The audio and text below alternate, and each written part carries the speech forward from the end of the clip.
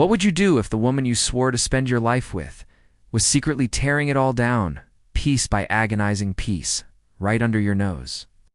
I never thought I would be the man asking that question, let alone living the answer. The night everything broke was a Tuesday, 2 a.m., the glow of her phone screen painting her face in an eerie, unfamiliar light.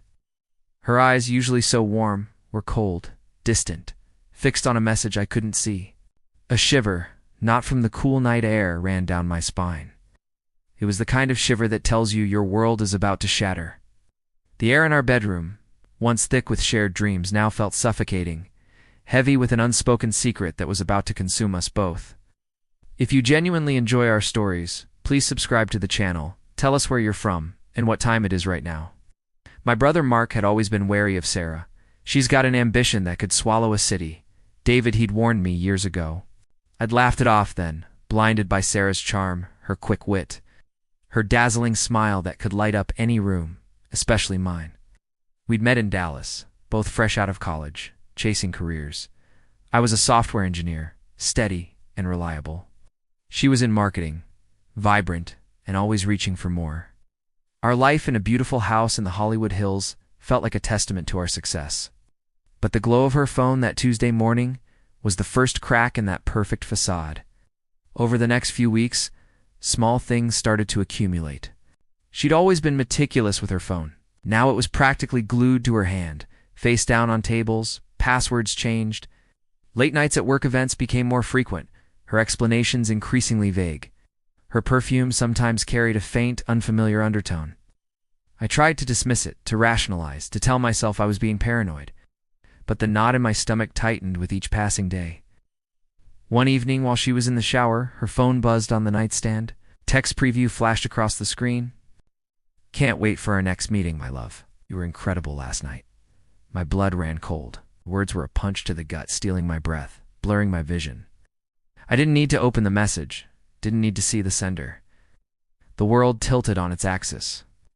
The woman I loved, the woman I trusted implicitly, was a lie. The humiliation was a physical weight, pressing down on me, making it hard to breathe, to think. Every shared memory, every tender moment, was now tainted, twisted into a cruel mockery. I felt like a fool, a cuckold. Sarah, meanwhile, became a master of manipulation. She'd accuse me of being distant, of not loving her enough, of being too focused on my work. Her voice would drip with feigned hurt, her eyes welling up with crocodile tears, turning every conversation into an attack on me. She made me feel like I was the problem, that my growing unease was a sign of my own failings, not hers.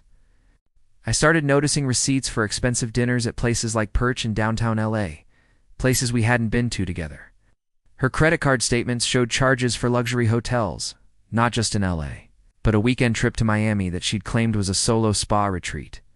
Each discovery was a fresh stab, confirming the sickening truth.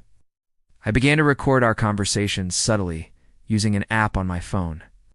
I tracked her car with a small GPS device I'd bought online, watching its movements, seeing it parked for hours outside a nondescript apartment building in Santa Monica. The affair partner, a man named Richard Thorne, was a senior executive at her company. I'd seen him at company parties, a smarmy, self-satisfied grin. He exuded an air of untouchable arrogance, the kind of man who believed rules didn't apply to him. Sarah seemed to revel in it, thought they were clever, invincible, their secret perfectly hidden. I remember one night, sitting alone in our living room, the city lights twinkling below like mocking eyes. I felt utterly broken, hollowed out. The pain was so profound it was physical, a constant ache in my chest. I wanted to scream, to rage, to smash everything around me. But a cold, clear thought cut through the despair. Rage was unproductive. Revenge, however, was a dish best served cold, meticulously planned, and utterly devastating.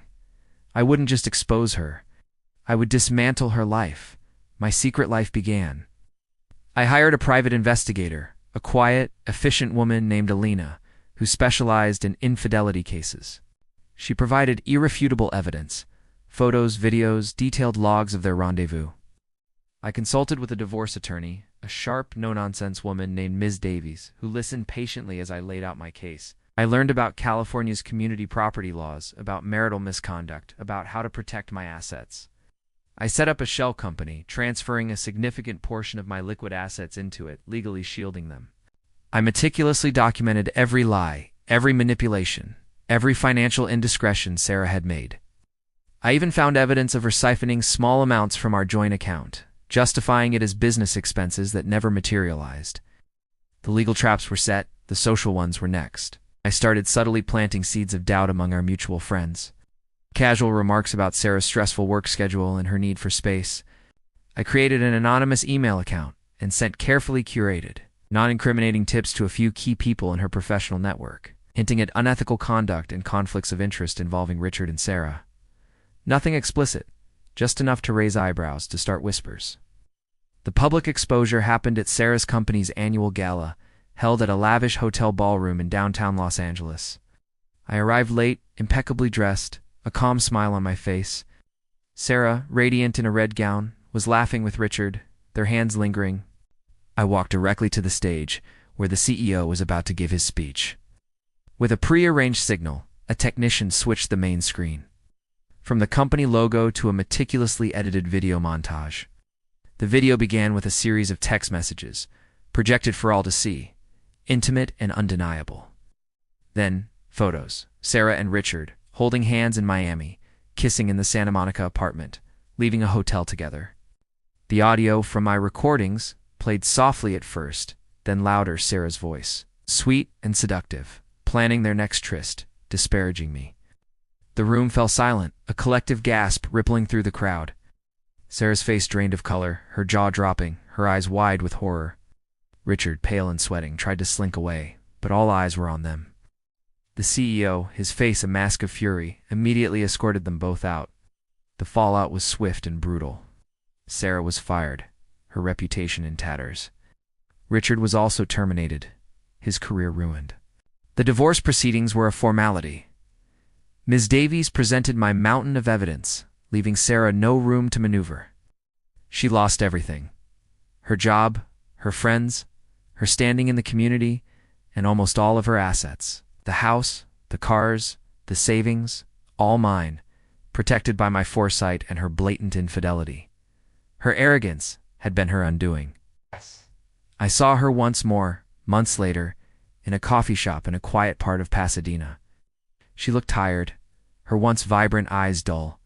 She didn't see me. She was alone, staring blankly out the window, a ghost of the woman I once loved, a shadow of the woman who had betrayed me.